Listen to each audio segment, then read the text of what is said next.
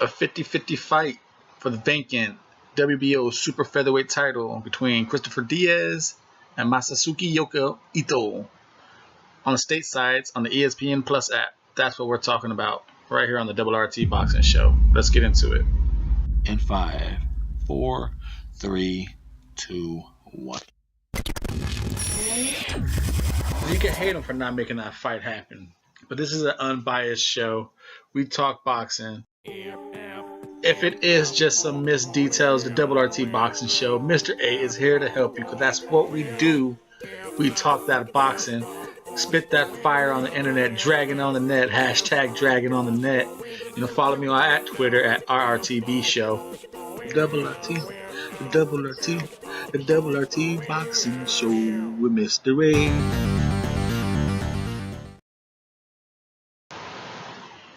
The WBO vacant Super Featherweight title, folks. That is what we're discussing. And it is going down between Christoper Diaz and Masayuki Ito. This is a tough fight, folks. To me, it's a tough fight. You see these two competitors, Christoper Diaz, who comes in at very similar records. They both have 23 wins. Ito has 1 loss and 1 draw, while Christoper Diaz has 15 KOs and Masayuki has 12. The heights are 5'8" and a half to 6'6", the taller being Masayuki, and Christoper Diaz has a 64-inch reach. Nothing's listed for Masayuki, but watching the fights, it does seem like he has longer arms. And looking over the opponent, looking at their resume, they each fought kind of gassed up opponents. You know, Masayuki has been in more, as you can say, meaningful fights. He had more championship type caliber fights. He fought for the OPBF, or the Oriental Pacific Boxing Federation. He fought for that title. He fought for the Japanese Super Featherweight title. You know, he lost the Japanese, but he fought for the OPBF and he won that. So he has experience as a defending champion.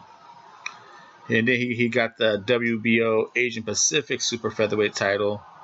And now he's cashing in those trinket belts and trying to get the real thing in the WBO Super Featherweight title. Now, while Christoper Diaz, he's had himself for the WBO NABO Super Featherweight title. So he had a little stint for a championship. He won that in his last fight, or 2 fights ago. He's also won the WBO Youth Featherweight title. So they have experience as a champion level fighter, but more of it goes to Masayuki Ito. Now, as far as, like I said, they each resume is kind of gassed up opponents. They beat people with some balloon records. You know, you go look at who they beat, and you look at the resumes, and it's trickery. Now, saying all that, these are 2 different styles of fighting. It's one has incredible hand speed and seems to have power. We're just saying, Christoper Diaz comes in at a 65% knockout ratio with 103 rounds of professional experience, while Masayuki comes in with 158 rounds of experience with a 48 knockout ratio. So that might be a big something right there. Because looking at these guys, Masayuki has the better jab, and he's also have gone the distance to all 12 rounds, whereas Christoper has never been past 8. So this is going to be his first real 12-round fight. Masayuki's been he been to 9 rounds, 12 rounds. His KO power, he has a KO in the 11th, he has a KO in the 9th, 2 KOs in the 9th, a KO in the 10th. So his knockout, even though he doesn't have many knockouts, they're coming deep late into the fight.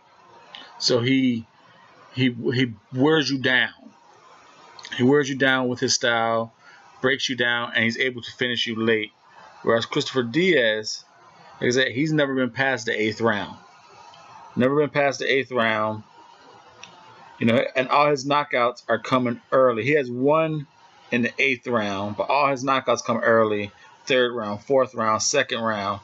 So therefore, he has early power, and his competition ain't that stacked. Is what that lets you know. Now, as far as these two fighters go, I believe they are kind of the same. Besides the hand speed, you know, the hand speed gives to Christoper Diaz. He swings with more power. It seems like he swings higher velocity of combinations with more power, whereas Masayuki kind of sets up his punches, works behind the jab. Christoper Diaz comes in just to hurt you and get you out of there. But like I said, the fact that he hasn't get past the 8th, he seems to kind of gets tired, and the shots don't have as much on them. As far as feet placement, the legs and defense, they're right in front of you. You know, no one's moving around the ring using ring generalship. But just going with the power, I would lean towards Christoper Diaz. I like the feet placement of Masayuki as far as his delivering the punch selections. And then we go into the power. Obviously, Christoper Diaz gets more power through his legs. Now, it's the defense is where these guys are going to be lacking, especially Masayuki. He brings his hands back low. He brings his hands back low, and his punching hand speed ain't that fast, so you can punch in between him or counter over him. Whereas Diaz, he doesn't work behind the jab much, and his punches are wide, so he leaves you to punch right down the middle on him. But going with these styles of fight, I'm going to lean with the gap of Masayuki Yoko, keeping his hands down low as the flaw.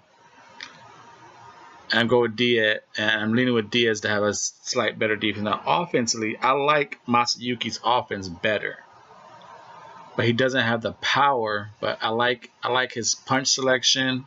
I like his the way he sets up his punches. Whereas Diaz, he throws hella fast combinations, and they seem brutal. But it seems like there's no really thought behind him. He has a nice, uppercut.